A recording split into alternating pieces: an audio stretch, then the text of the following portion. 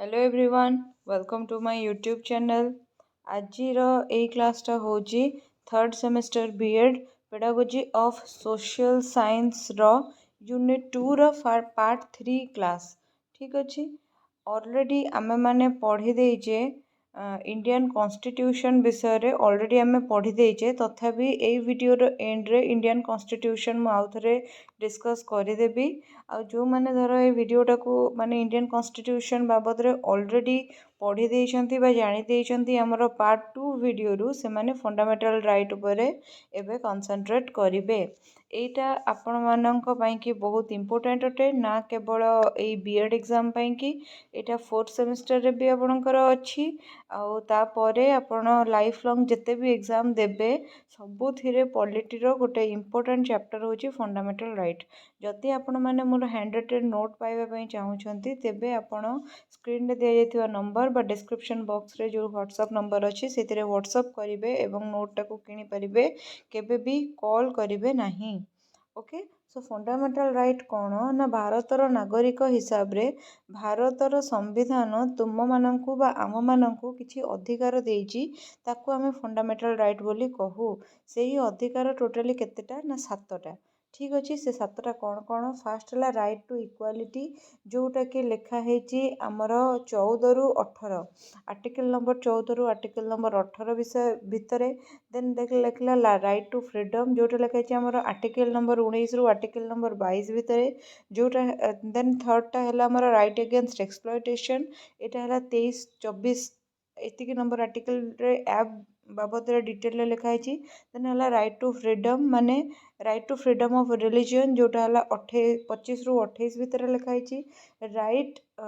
To cultural and educational, जोटा कि हमर 29 और 30 रे लेखा हेछि। राइट टू प्रॉपर्टी, एटा को एबोलिश कर दिया जाइछि। देन आसला कोन ना right to constitutional remedies article number 32। एतिकी टोटली अछि जो गुडा को विषय रे हमें माने वर्तमान पढ़िबा। देन आसला फर्स्ट देखिबा हमें राइट टू इक्वालिटी, जोटा हमर केते रु केते भितर अछि ना 14 रु 18 आर्टिकल भितर अछि। सेथिरे 14 नंबर एक्जेक्टली कोन लेखा हेछि ना इक्वालिटी बिफोर लॉ,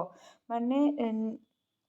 भारत संविधान रे जहाँ भी नियम कानून अच्छी कि आमर जहाँ भी प्रशासनिक व्यवस्था अच्छी सेटा समस्त समान, जाति वर्ण धर्म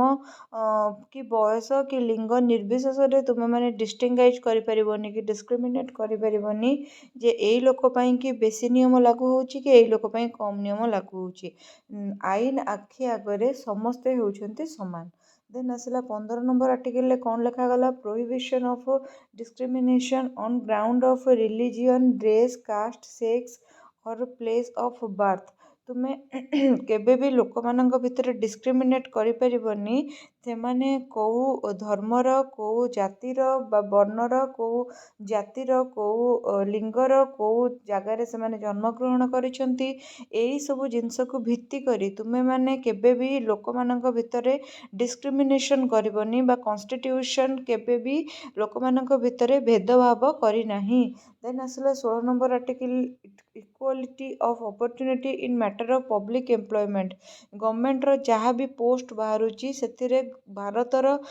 माने जो लोकर योग्यता हेथिबो, सपोज योग्यता क्राइटेरिया अच्छे 21 वर्ष रु ऊर्ध्व कि 18 वर्ष रु ऊर्ध्व कि ग्रेजुएट कि पोस्ट ग्रेजुएट, एमती जहाँ भी पब्लिक सेक्टर रे एम्प्लॉयमेंट पई जहाँ भी अपॉर्चुनिटी आसीबो ताकू कौन करिबो ना से लोकटा एंजॉय करि परिबो। Equality of opportunity in matter of public employment, जदि से लोकटी योग्य ताहले से लोकटी कौन करिबो ना से पब्लिक एम्प्लॉयमेंट रे निजको एम्प्लॉयड करि परिबो, ताकू सेथिरु केही पछंद करि परिबे नै। एबोलिशन ऑफ अनटचेबिलिटी, आगुरु जो छुआ अछुआ भेदभाव समाज रे रही आसीथिला चली आसीथिला ताकू एबोलिश कर दिया गला। तमे एबे काहाकू दलित कि निम्न वर्गर कहि कि अछुआ अछुआ भेदभाव करि परिबोनी। Article number 18 abolition of title, PhD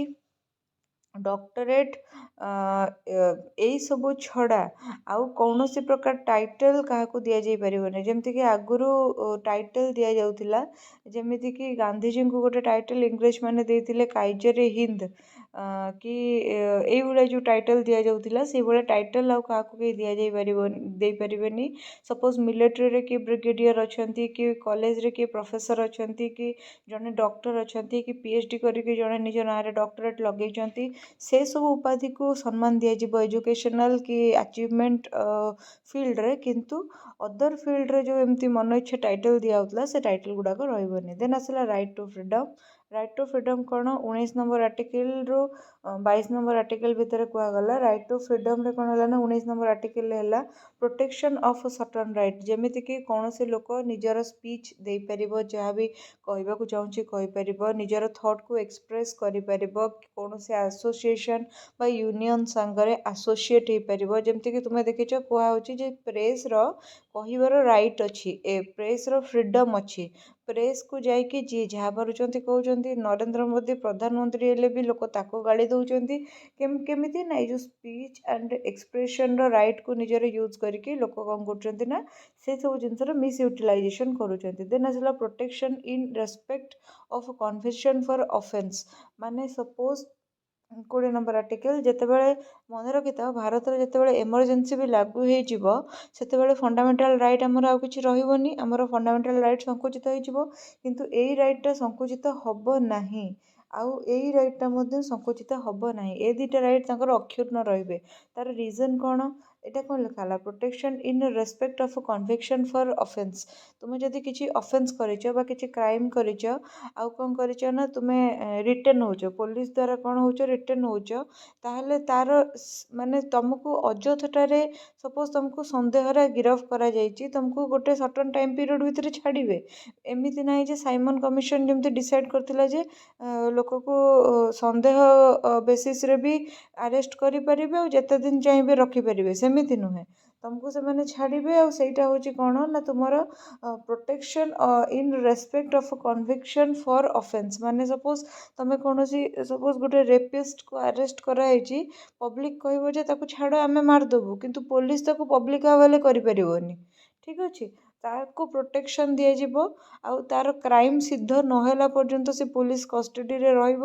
ଏଇଟା ହେଉଛି କ'ଣ ନା ସେ ଲୋକଟାର ଗୋଟେ ଫଣ୍ଡାମେଣ୍ଟାଲ୍ ରାଇଟ୍। ଦେନ୍ ଆସିଲା protection of life and personal liberty. ଯେତେବେଳେ ମାନେ ଗୋଟେ ଲୋକର ନିଜର ଲାଇଫ୍ ଆଉ ନିଜର ପର୍ସନାଲ୍ ଲିବର୍ଟିକୁ ରକ୍ଷା କରିବାର ଅଧିକାର ଅଛି। ମାନେ ସପୋଜ୍ ଗୋଟେ ଲୋକ ଆରେଷ୍ଟ ହେଲା, ତାର ଅଧିକାର ଅଛି ସିଏ ଗୋଟେ ଓକିଲ ହାୟାର କରିପାରିବ। ଏମିତି ନାହିଁ ଯେ ମାନେ ସେ ଆରେଷ୍ଟ ହେଲା ମାନେ ସେ ଏବେ ମରିବ। ଦେନ୍ ତାପରେ ଆସିଲା 21A। ଏଇଟା କେବେଠୁ ଲାଗୁ ହେଇଛି ନା ଆମର 86th ଆମେଣ୍ଡମେଣ୍ଟ ପରଠୁ 2002 ମସିହାଠୁ ଏଇଟା ଲାଗୁ ହେଇଛି। Right to education. ସମସ୍ତଙ୍କୁ ଏଜୁକେସନ୍ ଫିଲ୍ଡରେ କ'ଣ ହେବ ନା ସମାନ ଅଧିକାର ମିଳିବ। ଏଇଟା 21Aରେ କୁହାଯାଇଛି। ଦେନ୍ ଆସିଲା କ'ଣ ନା 22 ନମ୍ବରରେ ଆମର କୁହାଯାଉଛି କ'ଣ ନା protection against arrest and detention in certain cases.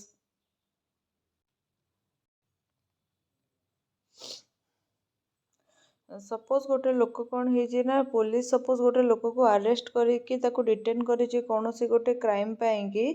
ତାର ପ୍ରୋଟେକ୍ସନ୍ ପୋଲିସ କରିବ। ସେଇଟା 22 ନମ୍ବର ଆର୍ଟିକିଲ୍ରେ କୁହାଯାଇଛି।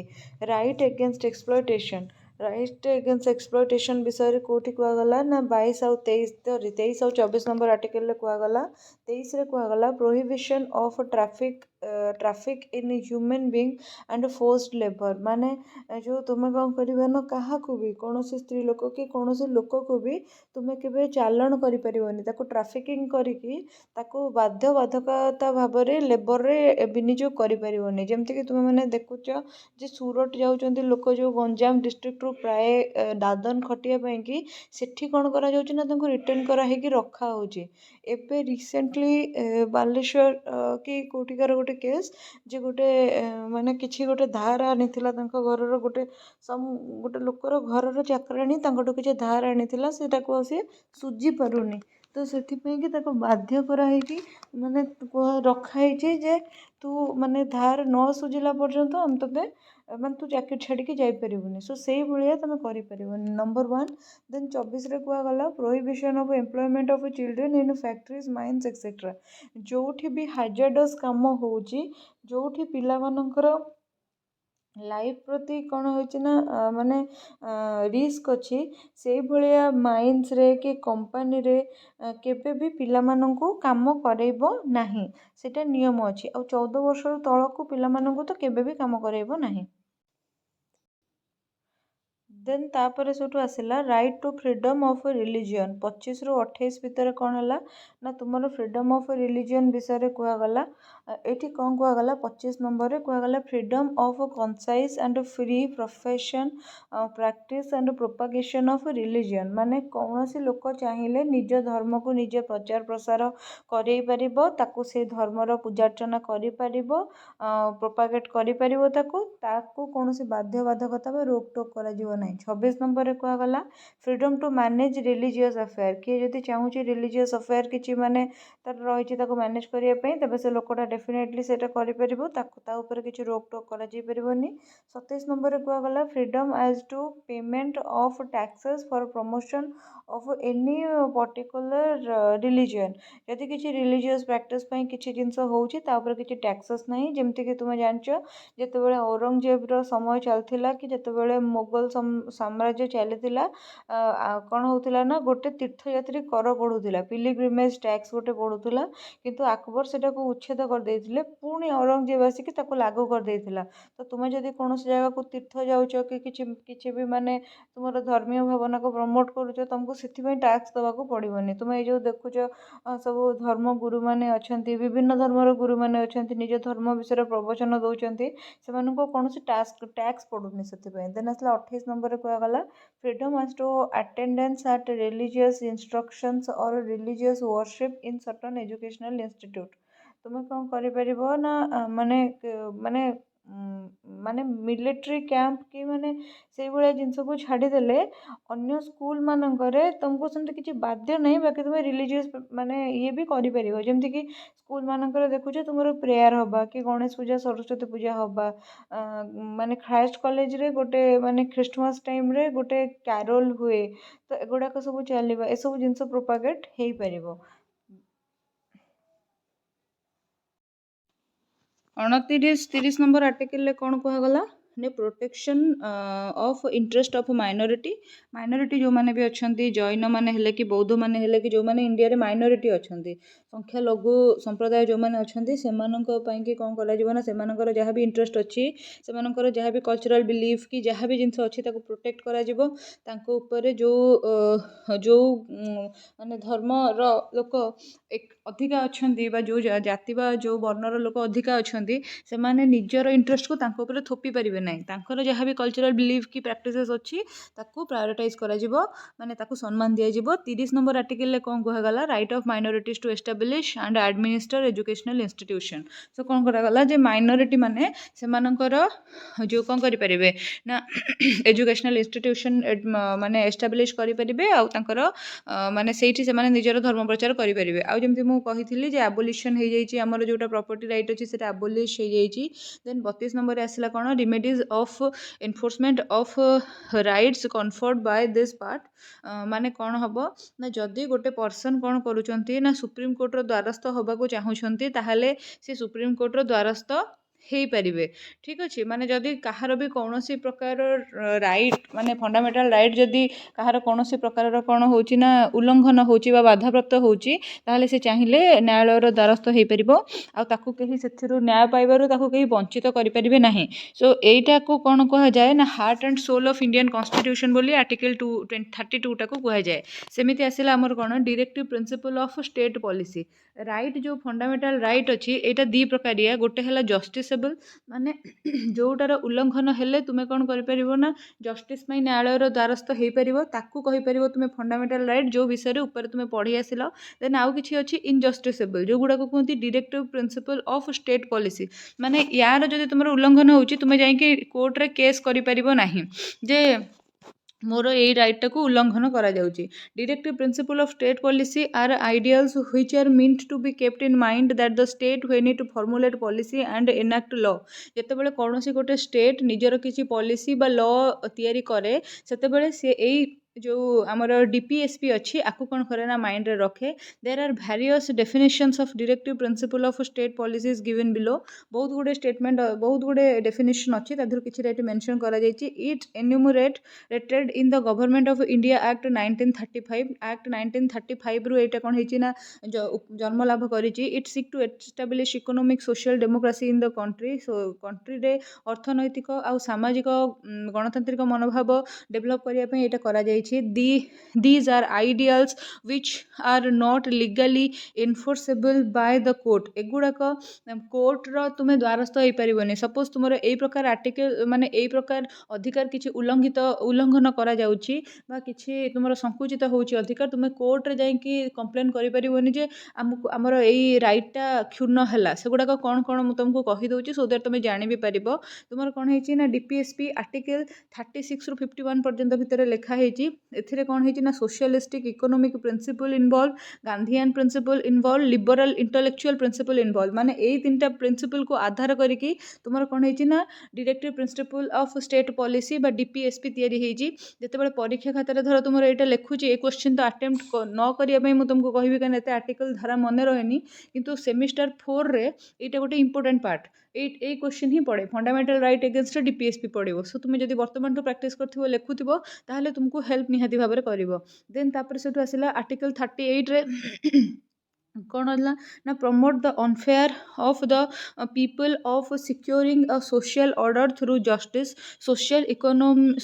इकोनॉमिक एंड पॉलिटिकल जस्टिस ठीक अच्छे माने गोटे लोकर सोशल इकोनॉमिक और पॉलिटिकल अधिकार अच्छी गोटे समाज रे आ से गुड़ा को सी कौन करिवो ना माने तार रखिबो सपोज तुमको कौन होची ना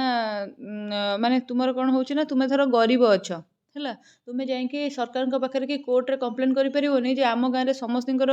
मासिक इनकम निहाती 60,000 मोर कहीं 20,000 मत भी संगे इकोनोमिकली इक्वाल कर दियो सेमती जाए तुम कम्प्लेन करें हाँ तुमको तुमर एम्प्लॉयमेंट पाई तुमर इकोनोमिकल डेभलपमेंट पाई तुम सरकार किसी योजना करें जमी कृषक मानकर उन्नति पाई महिला मानकर सशक्तिकरण पाई आम ओडिशा सरकार विभिन्न योजना करमती देन आसला आर्टिकल 39 रे कहगला सिक्योर सिटीजेन्स माने right to adequate means of livelihood समस्ते केमिति माने जीवन धारण करें निजर दैनंदिन जीवन चलैवाई कि समस्ते केमिति एडिक्वेट मीन पाइबे बा एडिक्वेट रिक्वायरमेंट ताकर केमिति पूरण हम इक्वल वर्क इक्वल पे जदि गोटे लोकटे अच्छी जी दलित संप्रदाय अच्छी बा एससी एससी सपोज तुम गोटे फ्रेंड अच्छी जी एससी अच्छी आ तुम्हें सपोज अनरिजर्वड कैटेगोरी अच्छ दी जन जाक जदि चाकरी कर माने कौन सी जगह भी काम कर तुमको समान पैसा मिल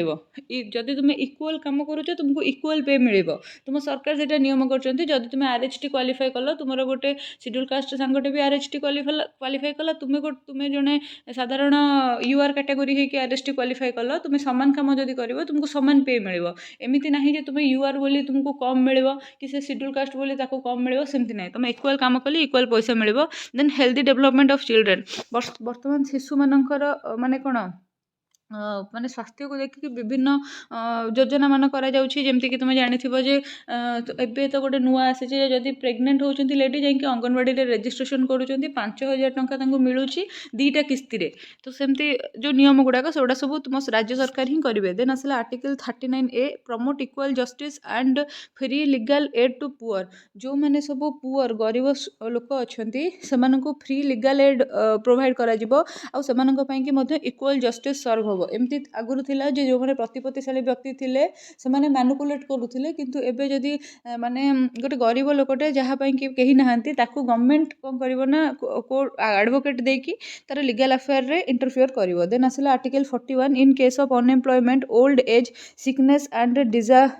disablement secure citizen right to work right to education right to public assistance तो कौन हम ना जो आर्टिकल 41 रे कहगला जे जदि कहीं लोकटे भी माने अनएम्प्लॉयड अच्छी बा ओल्ड एज अच्छी बा से रोगी अच्छी बा डिजेबल अच्छी ताहले भी माने ताकू माने कौन हम ना तार सब प्रकार अधिकार अच्छी काम करिवार शिक्षा पाइबार पब्लिक असिस्टेंस रे रहिबार सब प्रकार तार अधिकार अच्छी तार कौन से अधिकार क्षुण्ण हम ना देन तापर आसला आर्टिकल 42 रे कहगला human condition and maternity relief विषय ମାନେ ସପୋଜ ଜଣେ ଲେଡି ଟିଚର ଅଛନ୍ତି, ସେ ପ୍ରେଗନେଣ୍ଟ ଅଛନ୍ତି ବା ତାଙ୍କର ବେବି ଡେଲିଭର ହେଇଛି, ସେ ମ୍ୟାଟର୍ନିଟି ଲିଭ୍ ନେଇପାରିବେ। ଆଉ ହ୍ୟୁମାନ୍ କଣ୍ଡିସନ ଗୁଡ଼ାକୁ ଦେଖାଯିବ, ମାନେ ଜଣଙ୍କର ହେଲ୍ଥ ଇସ୍ୟୁ ଅଛି, ସେ ଏତିକିଟା ଛୁଟି ନେବ। ଯଦି ତୁମକୁ ଛୁଟି ମିଳୁନି, ତୁମେ ଯାଇକି ସରକାରଙ୍କ ପାଖରେ କି ହାଇକୋର୍ଟରେ କମ୍ପ୍ଲେନ୍ କରିବନି, ତୁମେ ତୁମ ଅଥରିଟିଙ୍କ ପାଖରେ କମ୍ପ୍ଲେନ୍ କରିବ ଯେ ମୋତେ ଇଏ ଛୁଟି ଦେଉନାହାନ୍ତି, ମୋର ହେଲ୍ଥ କଣ୍ଡିସନ ଏଇଆ ଅଛି, ଦେନ୍ ସେଟାକୁ କନସିଡର କରାଯିବ। ଦେନ୍ ଆସିଲା ଆର୍ଟିକଲ 43ରେ କୁହାଗଲା a decent standard of living and socio cultural opportunity. ସମସ୍ତ ଲୋକ ଗୋଟେ ଡିସେଣ୍ଟ ଷ୍ଟାଣ୍ଡାର୍ଡ ଅଫ୍ ଲିଭିଂରେ ରହିବେ, ଯେମିତିକି ଜଣଙ୍କ ଘରେ ଖାଦ୍ୟର କି ବାସଗୃହର ମାନେ ଅଭାବ ନ ହେଉ, ସେଥିପାଇଁ ସରକାର ତାଙ୍କ ପାଇଁ ଯୋଜନା କରିଛନ୍ତି। ବିଭିନ୍ନ ପ୍ରକାର ଆବାସ ଯୋଜନା ଦ୍ୱାରା କି ପାଇଖାନା ଯୋଜନା ଦ୍ୱାରା ତାଙ୍କ ଘରେ ପାଇଖାନା କରାଯାଉଛି, ପରିମଳତା ରକ୍ଷା କରିବା ପାଇଁ କି ତାଙ୍କୁ ଯେଉଁ ଟଙ୍କାକାରୀ ଚାଉଳ ଦିଆଯାଉଛି। ମୁଁ ଆମ ରାଜ୍ୟ କଥା କହୁଛି, directive principle of state policy ନା, ଷ୍ଟେଟ୍ କ'ଣ କ'ଣ ପଲିସି କରୁଛି, ମୁଁ ଆମ ରାଜ୍ୟ କଥା କହୁଛି, ତୁମେ ମାନେ ବେଟର କନେକ୍ଟ କରିବ ବୋଲି। ଦେନ୍ ଆର୍ଟିକଲ 43A କୁହାଗଲା secure the participation and workers in management industry. ମାନେ କୌଣସି ଗୋଟେ ଧର ମ୍ୟାନେଜମେଣ୍ଟ ଇଣ୍ଡଷ୍ଟ୍ରି ଅଛି, ସେଠି ସମସ୍ତଙ୍କର ପାର୍ଟିସିପେସନକୁ ସିକ୍ୟୁର କରାଯିବ। ଏମିତି ନାହିଁ ଯେ ଜଣଙ୍କୁ ଓଭର ଏକ୍ସପ୍ଲଏଟ୍ କରାଯିବ, ଜଣଙ୍କୁ ବସେଇ ବସେଇ ଦରମା ଦିଆଯିବ, ସେମିତି ନୁହେଁ। ଆର୍ଟିକଲ 47ରେ ପୁଣି କୁହାଗଲା raise the level of nutrition and the standard of living of people, improve public health. ଲୋକମାନଙ୍କୁ ପୁଷ୍ଟିକର ଖାଦ୍ୟ ଦିଆଯାଇକି ତାଙ୍କର ଷ୍ଟାଣ୍ଡାର୍ଡ ଅଫ୍ ଲିଭିଂକୁ ବଢ଼ାଯାଉଛି, ଆଉ ପବ୍ଲିକ୍ ହେଲ୍ଥଟାକୁ ଇମ୍ପ୍ରୁଭ୍ କରାଯାଉଛି। ତୁମେ ଦେଖୁଥିବ ଯେ ତୁମର ମେଡ଼ିକାଲ ଗୁଡ଼ାକର ସବୁ ଡେଭଲପମେଣ୍ଟ କରାଯାଉଛି, ପିଲାମାନଙ୍କୁ, କିଶୋରୀମାନଙ୍କୁ, ତାପରେ ସେଇଠୁ ଯେଉଁ ପ୍ରେଗନେଣ୍ଟ ଲେଡ଼ିମାନଙ୍କୁ, ମାନେ ଜଷ୍ଟ ବେବି ବର୍ଥ ଦେଇଥିବା ମହିଳାମାନଙ୍କୁ ସବୁ ପୁଷ୍ଟିକର ଖାଦ୍ୟ ଯୋଗାଇବା ପାଇଁକି ବିଭିନ୍ନ ବ୍ୟବସ୍ଥା କରାଯାଉଛି। ଦେନ୍ ତାପରେ ଆସିଲା ଆର୍ଟିକଲ 48ରେ କୁହାଗଲା prohibit the slaughter of cows, calves and improve their breeds. ତ କ'ଣ ହେଉଛି ନା, ତୁମର ଯେଉଁ ଗାଈ କି ଯେଉଁମାନେ ଆବାଣ୍ଡନ ହେଇକି ବୁଲୁଛନ୍ତି ଏଣେ ତେଣେ, ସେମାନଙ୍କୁ କ'ଣ କରାଯାଉଛି ନା ନେଇ ନିଆଯାଉଛି। ତାଙ୍କ ପାଇଁକି ସବୁ ଯେଉଁ ବଡ଼ ବଡ଼ ଗୁହାଳର ବ୍ୟବସ୍ଥା କରାଯାଇଛି, ସେମାନେ ରାସ୍ତାରେ ଆବାଣ୍ଡନ ହେଇ ନ ବୁଲିକି ସେମାନଙ୍କୁ ସେଠି ଥଇଥାନ କରାଯାଉଛି। ତାପରେ ସେମାନଙ୍କ ପାଇଁକି ସକାଳୁ ସକାଳୁ କଟକରେ ତୁମେ ଯେଉଁମାନେ ସକାଳୁ ସକାଳୁ ଉଠିବ ଦେଖିବ, ବିଭିନ୍ନ NGOର ପିଲାମାନେ ବି କ'ଣ କରୁଛନ୍ତି ନା ଗାଈ ଫାଇମାନଙ୍କୁ ରୁଟି ବୁଟି ଖାଇବାକୁ ଦିଅନ୍ତି, ଏମିତି ଚାଲେ। ଦେନ୍ ତାପରେ ଆସିଲା 49ରେ କୁହାଗଲା କ'ଣ, ପ୍ରୋଟେକ୍ଟ ମନ୍ୟୁମେଣ୍ଟସ୍ ପ୍ଲେସେସ୍, ମାନେ କୋଣାର୍କ କି ମାନେ ଯେଉଁ ପୁରୀ କି ଏଇଭଳିଆ ଯେଉଁ କି ମାନେ ବାରବାଟୀ ଦୁର୍ଗ ହେଲା, ଯେଉଁଗୁଡ଼ାକ ମାନେ ମାନେ ନ୍ୟାସନାଲ୍ ଇମ୍ପୋର୍ଟାନ୍ସ ଯେଉଁ ଜିନିଷର ଅଛି, ଯେଉଁଗୁଡ଼ାକ ସପୋଜ୍ କିଛି ଗୋଟେ ଟୁରିଷ୍ଟ ପ୍ଲେସ୍ ଅଛି କି ବହୁତ ପୁରୁଣା ସ୍କଲ୍ପଚର କିଛି ଅଛି କି କ'ଣ ଅଛି, ତା'ର ସୁରକ୍ଷା ମଧ୍ୟ ପ୍ରଣିଧାନ ଯୋଗ୍ୟ, ତା'ର ଦାୟିତ୍ୱ ମଧ୍ୟ ଷ୍ଟେଟ୍ ନେଇଥାଏ। ଦେନ୍ 50ରେ କୁହାଗଲା separate the judiciary form of executive public service of the state. Executive public service ଯେଉଁ ଅଛି, ସପୋଜ୍ OAS ହେଲା କି ଏଗୁଡ଼ାକ ହେଲା, ଏଗୁଡ଼ାକ ସବୁ ସେପାରେଟ୍। ମାନେ OASର UPSC ସାଙ୍ଗେ କିଛି ସମ୍ପର୍କ ନାହିଁ, OPSC ସେଇଟାକୁ କଣ୍ଡକ୍ଟ କରିବ, ଓଡ଼ିଶାର ଆଡ଼ମିନିଷ୍ଟ୍ରେଟିଭ୍ ସର୍ଭିସେସ୍ ଗୁଡ଼ାକ। ତାପରେ କଲେକ୍ଟରେଟ୍ରେ ଯେଉଁ ପୋଷ୍ଟିଂ ଗୁଡ଼ାକ ହୁଏ, ସେଠି ଯେଉଁମାନେ କାମ କରନ୍ତି, ଏକ୍ଜିକ୍ୟୁଟିଭ୍ ପାୱାରରେ ଯେଉଁମାନେ ଅଛନ୍ତି, ମାନେ ଯେଉଁମାନେ ପ୍ଲାନ୍ ପ୍ରୋଗ୍ରାମକୁ ଏକ୍ଜିକ୍ୟୁସନରେ ସାହାଯ୍ୟ କରନ୍ତି, ସେଇ ସବୁ ସର୍ଭିସ୍ ଗୁଡ଼ାକ ଷ୍ଟେଟ୍ ତା'ର ନିଜ ହିସାବରେ ବାହାର କରିବ, ନିଜ ହିସାବରେ କଣ୍ଡକ୍ଟ କରିବ। ଏମିତି ନାହିଁ ଯେ ସେ ସେଣ୍ଟର ଉପରେ ଡିପେଣ୍ଡ କରିବ ଯେ ସେଣ୍ଟର କେବେ କ'ଣ ବାହାର କରୁଛି। ଦେନ୍ ଆସିଲା 51ରେ କୁହାଗଲା promote international piece, relationship, law and security. Suppose ତୁମର କ'ଣ ହେଇଛି ନା, ତୁମ ମାନେ ସପୋଜ୍ ଯେମିତି ଓଡ଼ିଶାରେ ଗୋଟେ ବିବାଦ ଚାଲିଛି, କୋଶଳ କୋଶଳ ରାଜ୍ୟ ଗୋଟେ ସେପାରେଟ୍ କରିବେ, ତ ସେଇଟା ଯେମିତି ମାନେ ନ୍ୟାସନାଲ୍ ସିକ୍ୟୁରିଟି ପ୍ରତି ଗୋଟେ ଥ୍ରେଟ୍ ନ ହେଉ। ମାନେ ସପୋଜ୍ ଯେମିତି ଏମିତି ନ ହେଉ ଯେ ସେଠି ଗୋଟେ ବଡ଼ ରାୟଟ୍ ହେଇଗଲା କି କ'ଣ ଗୋଟେ ହେଇଗଲା, ପୁରା ନ୍ୟାସନାଲ୍ ସିକ୍ୟୁରିଟି ପ୍ରତି ଥ୍ରେଟ୍ ହେଇଗଲା, ସେଭଳିଆ ଯେମିତି ନ ହେଉ। ଯେମିତି ଆଗରୁ ଆନ୍ଧ୍ରପ୍ରଦେଶ ଆଉ ତେଲେଙ୍ଗାନାର କନଫ୍ଲିକ୍ଟ ଚାଲି ମାନେ ବହୁତ ଦିନ ଚାଲିଲା, ସେମିତି ତାପରେ ବହୁତ ସାରା ରାଜ୍ୟ ବି ଡିଭାଇଡ଼୍ ହେଇଛନ୍ତି ସେମିତି କନଫ୍ଲିକ୍ଟ ହେଇକି। କିନ୍ତୁ ଏଇସବୁ ଜିନିଷ ଗୁଡ଼ା କ'ଣ, ରାଜ୍ୟର କନଫ୍ଲିକ୍ଟ ତାକୁ ରାଜ୍ୟ ତୁଲେଇ ଦେଉ, ସେଇଟା ଏମିତି ନ ହେଉ ଯେ ମାନେ ପୁରା ନ୍ୟାସନାଲ୍ ସିକ୍ୟୁରିଟି ପାଇଁ ଥ୍ରେଟ୍ ହେଇଯାଉ, ସେଇଭଳିଆ ସିଚୁଏସନ୍ ନ ଆସୁ। ସେସବୁ ବିଷୟରେ କ'ଣ ହେଇଛି ନା DPSPରେ ତୁମର କ'ଣ ହେଇଛି ନା ଧ୍ୟାନ ଦିଆଯାଇଛି। ସୋ ଏଇ ଦୁଇଟା ମାନେ ଏଇତିକ କ୍ୱେଶ୍ଚିନ୍ ସରିଲା। ଏବେ ଆମେ ଯେଉଁ ଆମର ଇଣ୍ଡିଆନ୍ କନଷ୍ଟିଟ୍ୟୁସନ୍ ଡିସ୍କସ୍ କରିବା।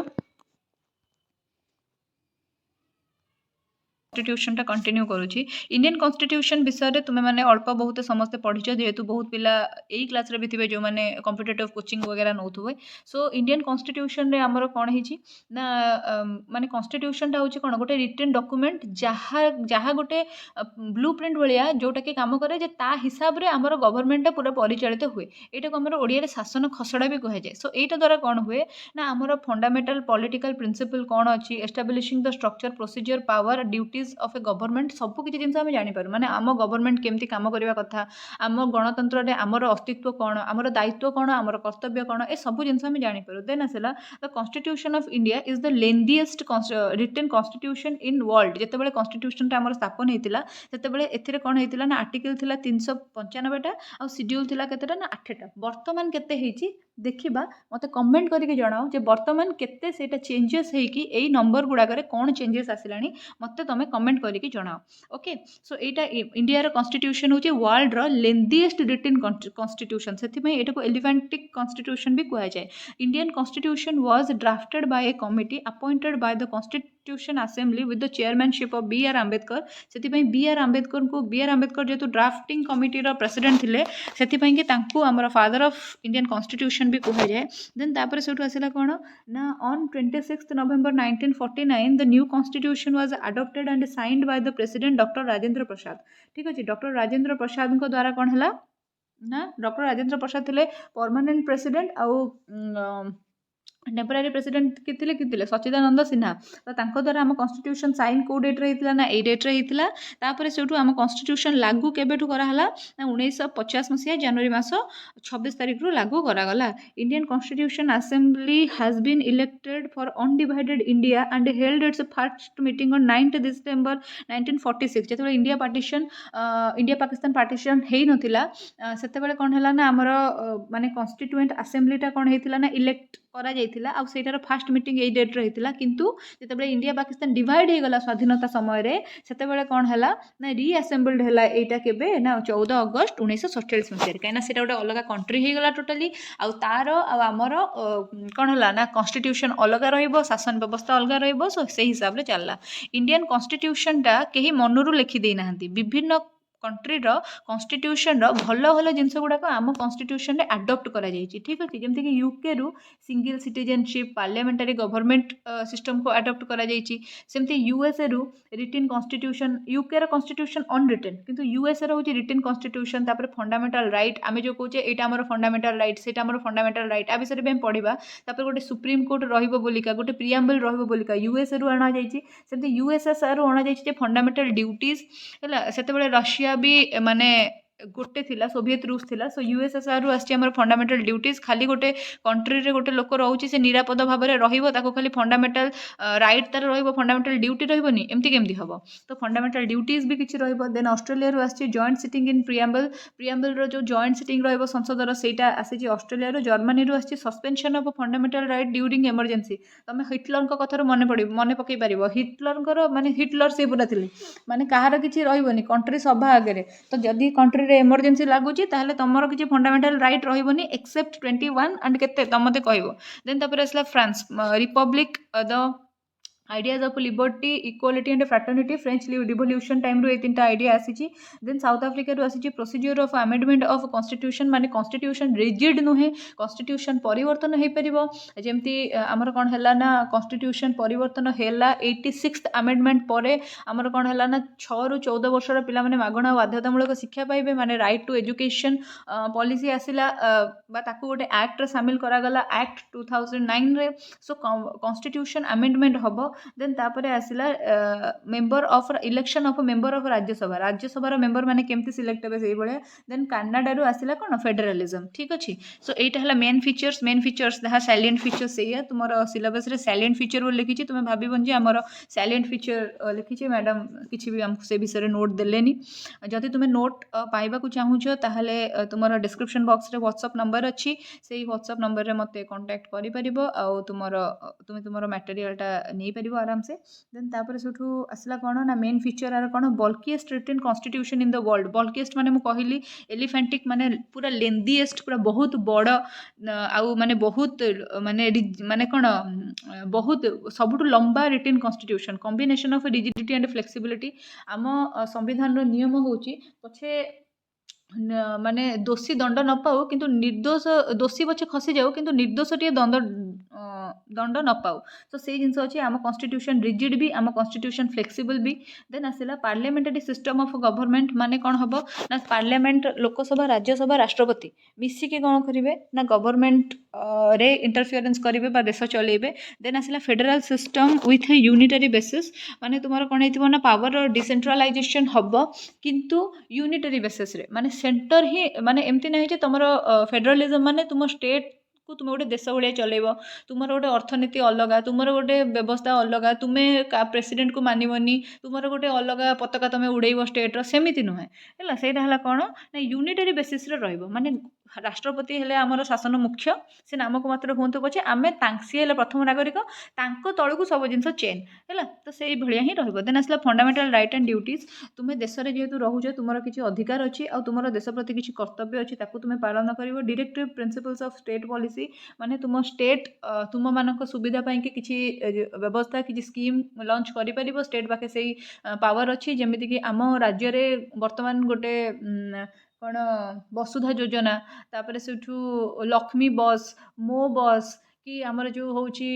कौन कालिया योजना एगुड़ा सब जो चली कृषकर उन्नति महिला मान मिशन शक्ति पानी व्यवस्था कि अलग प्रकार या स्कीम सेगुड़ा सब आम स्टेट आम कर कहीं रोकीपर से देन आसला इंटीग्रेटेड एंड इंडिपेंडेंट जुडिशियरी आमर कौन हम ना जुडिशियरी सिस्टम देख इंटीग्रेटेड माने आमर मजिस्ट्रेट कोर्ट हाईकोर्ट सांगे इंटीग्रेटेड हाईकोर्ट सुप्रीम कोर्ट सांगे इंटीग्रेटेड जदि तुम गोटे जगार माने गोटे कोर्टर डिसीजन साटिस्फाई न हो हायर कोर्ट अप्लाई करिपरिबो किंतु समस्ते निजर डिसीजन इंडिपेंडेंटली नेबे सपोज मजिस्ट्रेट कोर्ट लागुची मजिस्ट्रेट माने जज को जे तमे दोषी फौजदारी कोर्ट रे जदि लागुची जज को तमे दोषी ताहले तमे दोषी से इंडिपेंडेंटली तार डिसीजन नहीं परिबो छोट कोर्ट हो कि बड़ कोर्ट हो से इंडिपेंडेंटली तार डिसीजन नहीं परिबो देन आसला सिंगल सिटीजनशिप माने तुमे जदि इंडिया रो बासिंदा तुमे इंडिया रो ही बासिंदा इंडिया रो नागरिक तुमे आउ जाई कि कहबोनी जे मते इंडिया रो भी सिटीजनशिप दरकार कनाडा रो भी सिटीजनशिप दरकार यूके रो भी सिटीजनशिप दरकार सेमती कहि परिबोनी इमरजेंसी पावर एंड प्रोविजन्स जिते देश में इमरजेंसी सिचुएशन क्रिएट हम से देश में राष्ट्रपति शासन लागू है ताहले से हिसाब से चलो तार अलग अलग प्रोविजन अच्छी से हिसाब से चलो से तुम फंडामेंटल राइट्स गुड़ाक किसी काम दबनी देन आसला यूनिवर्सल एडल्ट फ्रांचाइजी माने कौन एडल्ट माने जो माने 18 वर्ष ऊर्ध्व जो माने से माने कौन करें ना भोट दान में अंशग्रहण करिकी निजर इच्छा मुताबक निजर प्रतिनिधि चयन करें देन आसला कन्स्टिट्यूशन टाइप केते प्रकारिया थाए कन्स्टिट्यूशन टाइप हूँ दुई प्रकारिया गोटे यूनिटारी आ गोटे फेडराल सो सेंटर आउ स्टेट रिलेशनशिप आम देखा कौन रही Indian federal system is quasi federal माने इंडियन फेडरल सिस्टम एमती नुहे पूरा माने फेडरल से हूँ क्वासी फेडरल माने स्टेट निजर डिसीजन निजे नहीं पार किंतु एमती ना जे सेंटर टू बाहर के नब सपोज आम स्टेट रे बीजेडी गवर्नमेंट चलती आउ सेंटर रे बीजेपी गवर्नमेंट चलती किंतु बीजेपी और बीजेडी गवर्नमेंट पड़ूनी परस्पर भितर ता माने या नुहे जे आम स्टेट कह आम आम गोटे अलग देश चलेबू इंडिया भितर सेमती नुहे ठीक अच्छे देन आसला centre state relations are as follow centre state रो किछि प्रकार रिलेशन अच्छी फास्ट है legislative relationship between centre and state तीन प्रकार आमर लेजिस्लेटिव आइटम अच्छी गोटे है कौन यूनियन लिस्ट गोटे है स्टेट लिस्ट आ गोटे है कनकरेंट लिस्ट यूनियन लिस्ट सर्वमोट 100टा आइटम अच्छी 100टा सब्जेक्ट आउ स्टेट लिस्ट अच्छी 61टा आउ कनकरेंट अच्छी 52टा एथि अच्छी आमर एजुकेशन आगुरी यहाँ था स्टेट आगुरी यहाँ था स्टेट रे एबे एटा अच्छी एजुकेशन ये सो यूनियन लिस्ट रे जो जिनस अच्छी जमीक गोटे है डिफेन्स गोटे है तुम आटोमिक एनर्जी गोटे है रेलवेज तुम्हें जान पोस्टाल रेलवेज कि डिफेन्स एगुड़ा सब है सेंट्रल गवर्नमेंट जॉब हिसाब से तुम जब जान जन जदि माने एम्स मेडिकल चाकरी कर तुमको सेंट्रल गवर्नमेंट जॉब आदि जड़े Mancheswar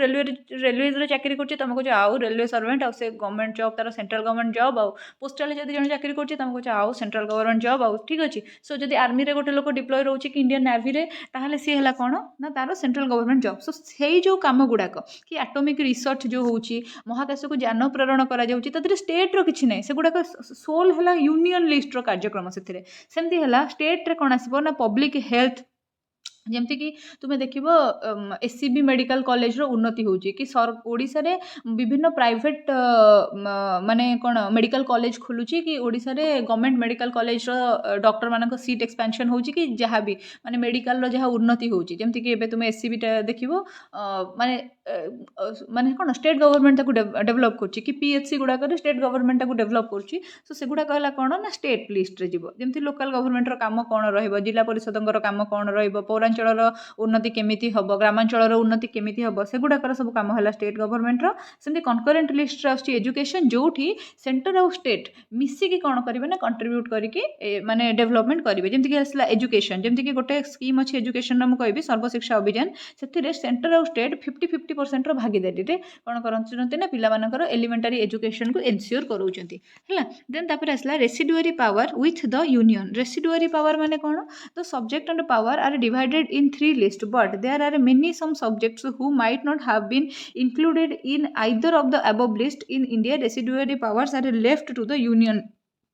left to the union residuary power माने पूरा बुझे कहीदेला जे तुम्हें मे भी पावर गुड़ा को सब कौन कर ना ये दुटा भाग में भांगी दे पार कौटा यूनियन रे कौटा जीव कौटा माने स्टेट को अफेयरटा यूनियन बुझिबो को अफेयरटा स्टेट बुझिबो कौटा कनकरेंट लिस्ट रे जीव बोथ बुझिबे आउ किछि एमतिया जिंस अछि जो गुड़ाक ना कनकरेंट लिस्ट रे जीव ना स्टेट लिस्ट रे जीव ना यूनियन लिस्ट रे जीव किंतु सेही कामटा को एका यूनियन ही बुझिबो जेमति कि सपोज क्रिकेट है कौन सी स्पोर्ट्स है कि माने सपोज कौन है ना माने किसी भी जिनस है माने किसी गोटे बड़ बड़ जिनस सपोज माने ओलंपिक की ये टाइप रो सपोज ओडिशा रे भी कौन होची ना तुमर जो हॉकी होची सेति पई कि भी माने सेंटर रो परमिशन दरकार तुम केमती ओडिशा रे करदब तुम तो गोटे माने अलग कंट्री नुहे ना तुम मन इच्छा निजर किसी गोटे जिनस करदब एते गोटे फॉरेन ट्रावेलर मानक तुम अलाउ करदब कंट्री भितर को से माने बॉर्डर क्रॉस करके आसबे से सब जिनस गुड़ाक तापर जो रिफ्यूजी कैंप तार जो माने ताकू माने भी माने तुमर सपोज बहुत सारा लोक कौन होचंती ना तुम ओडिशा भितर को धसैकी पशुचंती तुम्हें कहि परिबनी जे मु आंकु थैथान करैदेबी मु आंकु खायाकु पियाकु देकी रखिबी तुम्हें कहले खाली हेबनी सेमाने भी तो स्पाई हे पारंती सेमाने भी तो आईएसआई हे पारंती सेमाने केही भी हे पारंती तो सेति पई कि तुमको गवर्नमेंट रो दृष्टि आकर्षण करिया को पड़िबो सेमती आउ किछि जिंस होला गुइंदा संस्था जेमती बाहर को तुम रॉ एजेंट पठौछ तुम्हें कहि परिबनी जे ओडिसा रो गोटे पिला मोर विलिंग तार बहुत इच्छा अछि ताकु मु बलुचिस्तान पठै देबी से बलुचिस्तान रे जाईकी आमर गुइंदागिरी करिवो ओडिसा को आनिकी खबर दबो तमे कोन करिवो से खबर को जी तो बाहर पशिव तो देश ताको डिस्ट्रॉय करदब तो तुम से जिन किसी स्टेट करें सेटा यूनियन पावर रे जीवो आ ताको ही हमर रेसिडुअरी पावर बोली कहती देन तापर आसला power of parliament to legislate on state list in the national interest तो से कौन हम ना power of parliament to legislate on the list in the national interest माने कौन द यूनियन कैन पास कौन लिखि देछि निजे पढ़बनी ओके पढ़ देबा on any of the subject the state list in Rajya Sabha passes the resolution supported by majority of 2/3 members the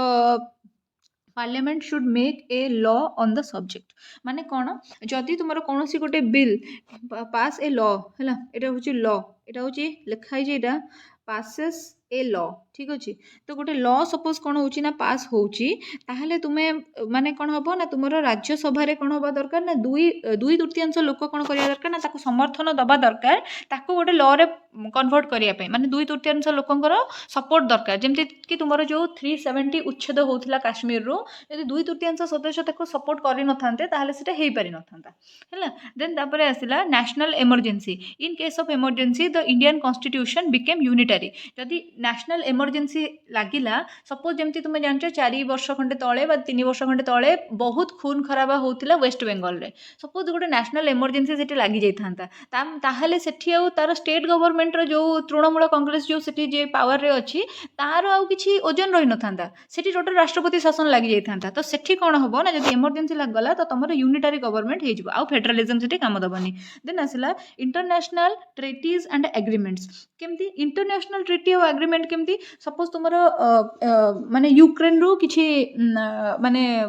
आसुची आम देश यूक्रेन को किसी जाऊँगी रशिया रू किसी इंपोर्ट एक्सपोर्ट होची सपोज आम कौन करें ना राफेल जो आनिले तो सेगुड़ाक सब फ्रांस रू आनिले सो आम जो ये जो सब माने जो नेशनल माने जो ट्रीटीज गुड़ाक साइन होची कि जहाँ भी एग्रीमेंट होची कि सपोज किसी समझौता होची माने जमती कि बॉर्डर लाइन ऊपर किसी समझौता है चाइना संगे आमर समझौता होची कि आमर माने बॉर्डर लाइन विषय किसी जिनस अच्छी किसी चुक्ति कि किसी शांतिनामा कि किसी राजीनामा जदि स्वाक्षरित हम ताहले सेगुड़ाकर पावर सब कौन हम माने इंटरनेशनल ट्रीटी गुड़ाक सब कौन हम ना the parliament has the power to make the laws of any of the subject included in the state list implement any international treaty माने सपोज कौन सी गोटे स्टेट रो बॉर्डर द्वारा कौन होची ना भांगुची सपोज आसाम कि अरुणाचल प्रदेश से बॉर्डर ऊपर जदि किसी कन्फ्लिक्ट होची पार्लियामेंट रे से कथाटा गृहीत हम तापर से विषय रे डिसीजन निया जिवो से स्टेट गवर्नमेंट चाहिए कहबोनी जे आम राज्य रू खंडे चाइना नहीं जाऊ कि आम राज्य रू खंडे पाकिस्तान नहीं जाऊ सी चाहिए कहि परिबोनी है सी चाहिए कहीपर जमती कि तुम जाच पंजाब गोटे स्थान लोक मैंने चाहूँगी जे आम पाकिस्तान संगे मिसजु कि मिसिया दि जाऊनी तुम चाहिए हेनी तुम प्रोटेस्ट कले कि तुम स्टेट गवर्नमेंट चाहिए हेनी सेटार माने गोटे विधिवत तार गोटे कार्य प्रणाली अच्छी और से कार्य प्रणाली जब तुमको समर्थन मिलला ताहले तुम जापर ना तुम जापर देन आसला during president rule In case of failure of a constitutional machinery in the state, the president may declare that the power of legislator on the legislature on of the state shall be excusable under the authority of the parliament. ସମାନ ଜିନିଷ କହିଲା ତୁମେ ଜାଣିଛ ଆମର ମାନେ emergency 3 ପ୍ରକାରିଆ ଅଛି ହେଲା ଗୋଟେ ହେଲା ଆମର ମାନେ ପୁରା ନ୍ୟାସନାଲ୍ ଏମର୍ଜେନ୍ସି ଗୋଟେ ହେଲା ଆମର ଷ୍ଟେଟ୍ ଏମର୍ଜେନ୍ସି ସୋ ଷ୍ଟେଟ୍ ଏମର୍ଜେନ୍ସିରେ କ'ଣ ହେବ ନା ଯଦି ତୁମର ଷ୍ଟେଟ୍ର ଗଭର୍ଣ୍ଣମେଣ୍ଟ ଫେଲ୍ ହେଉଛି ତୁମ ଷ୍ଟେଟ୍ରେ ଶୃଙ୍ଖଳା ବଜାୟ ରଖିବାରେ ବା ତୁମର ଯେଉଁ ଅନୁଶାସନ ବଜାୟ ରଖିବାରେ ସେଠି ତୁମର ଡାଇରେକ୍ଟ କ'ଣ ହେବ ନା ଏମର୍ଜେନ୍ସି ଡିକ୍ଲେୟାର ହେଇଯିବ ତୁମର ରାଷ୍ଟ୍ରପତି ଶାସନ ସେଠି ଲାଗୁ ହେଇଯିବ ସେଠି ଷ୍ଟେଟ୍କୁ କ'ଣ କରିବାକୁ ପଡ଼ିବ ନା ସ୍ୱୀକାର କରିବାକୁ ପଡ଼ିବ ଯେ ଆମର ଏଠି ରାଷ୍ଟ୍ରପତି ଶାସନ ଲାଗୁ ହେଇଛି ଆଉ ଆମେ ରାଷ୍ଟ୍ରପତିଙ୍କ ଦ୍ୱାରା ସେଣ୍ଟରରୁ ଯାହା ମାନେ ପ୍ରୋଭିଜନ୍ ଆସିବ କି ଯାହା ବି ନିୟମ କାନୁନ ଆସିବ ତାକୁ ମାନିକି ଆମେ ଚଳିବୁ ଏଠି ଆମର ଆଉ ଇଣ୍ଡିପେଣ୍ଡେନ୍ସି କିଛି ରହିଲା ନାହିଁ ତ ସେଠି କ'ଣ ହୁଏ ନା ଟିକେ ଅସୁବିଧା ହେଇଯାଏ ମାନେ ଦେଶର ଇକୋନୋମି ବି ଦରକାର ପଡ଼ିଲେ ଏପଟ ସେପଟ ହେଇଯାଏ ଦେନ୍ ଆସିଲା power of parliament to legislature or union territories distribution of legislative and executive power does not apply to the union territory गुड़ाक देख सेठी कौन हुए ना माने तुमर कौन सी legislative बा executive power सेठी कौन हुए ना apply हुए नी for which the parliament is empowered to legislate on the subject included in all the 3 list ठीक अच्छे तो कौन हुए ना जो यूनियन टेरिटोरीज गुड़ाक यूटीज जो गुड़ाक अच्छी तुम्हें जानी जमी है लाक्षाद्वीप दादरा नगर हावेली एठी सब तुम से जो माने लेजिस्लेचर की एग्जीक्यूटिव पावर कौन हुए ना सेठी तुम कौन हुए ना काम दिएनी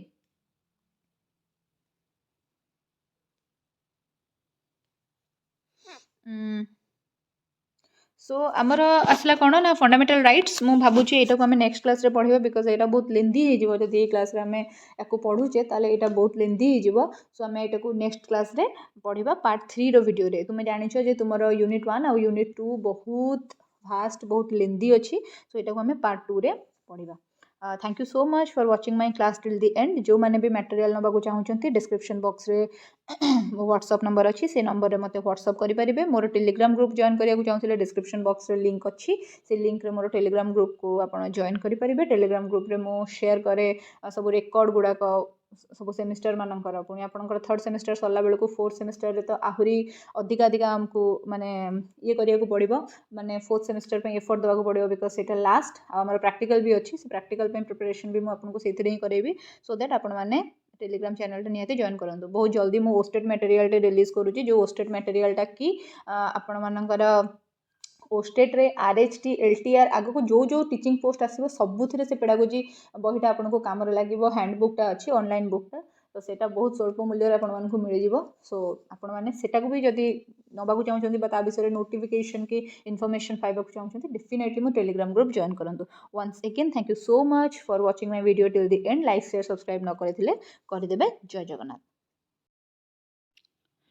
पढ़ा तो सरीगला मु खाली कहवाक चाहिए जे पार्ट 3 यूनिट 2 रो पार्ट 3 रे आमे जो जो जिनस डिस्कस कले बहुत इंपोर्टेंट खाली जे एगुड़ाक एमती नुहे जे तुमर एई एग्जाम रे आसीबो एथि पढ़ो तुम्हें ता नुहे तुमर एटा फ्यूचर रे भी बहुत सारा एग्जाम अच्छी एंट्रांसेस अच्छी कि माने एलिजिबिलिटी टेस्ट अच्छी जो थी तुमको एगुड़ाक साहाय्य करिवो सो समस्ते माने कौन पूरा डेडिकेटेडली एई चैप्टर टाको मन देकी पढ़ जदि टाइम थाई कि पढ़ुच जदि तुम नोट्स नबाक चाहूच ताले तुम स्क्रीन रे जो नंबर अच्छी कि तुम डिस्क्रिप्शन बॉक्स रे डिस्क्रिप्शन बॉक्स जो नंबर मुझे से मत व्हाट्सअप करके तुम्हें नोट्स नहीं पार आउ है गोटे कथा जे माने तुम्हें माने जदि मोर टेलीग्राम ग्रुप जॉइन करने चाहूच टेलीग्राम चैनल जॉइन करने चाहूच डिस्क्रिप्शन बॉक्स रे लिंक अच्छी से जाकि मोर टेलीग्राम चैनल को जॉइन कर कहीं से आगामी दिन में कौन कौन कौन ना से सब विषय भी आम डिस्कसन करुचे सो बेसी पिला नहांती एबे टेलीग्राम रे किंतु आपण माने जॉइन करंतु आउ से टेलीग्राम फैमिलीटा को आम बढ़ेबा ओके सो रही thank you so much for watching my video till the and बर्तमान पर्यंत लाइक शेयर सब्सक्राइब न करथिले करिदेबे जय जगन्नाथ।